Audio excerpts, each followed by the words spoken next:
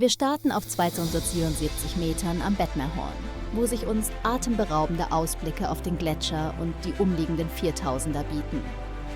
Auf der Strecke wechseln sich sonnige Abschnitte mit geheimnisvollen Nebelwänden ab, die uns auf 2800 Metern umhüllen.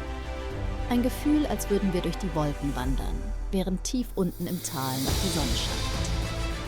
Die Route führt nicht nur durch spektakuläre Landschaften, sondern ist auch ein wichtiger Teil des UNESCO-Welterbes Schweizer Alpen Jungfrau Aletsch, das aufgrund seiner einzigartigen Geologie, Flora und Fauna geschützt ist. Die Gletscherbewegungen haben über Jahrtausende die dramatischen Bergformationen geformt. Obwohl die zweite Hälfte der Wanderung von dichten Wolken umgeben war, haben wir jeden Moment festgehalten. Ein Abenteuer, das die Natur in all ihren Facetten zeigt. Der Höhenweg verbindet nicht nur Gipfel, sondern auch Geschichte, Wissenschaft und unvergessliche Eindrücke. Dieser Weg ist nicht nur ein Wandererlebnis, sondern auch eine Reise in die Geheimnisse der alpinen Natur. Die Stille der Berge, das Spiel von Licht und Schatten, die weiten Panoramen. All das macht den UNESCO-Höhenweg zu einem unvergesslichen Abenteuer.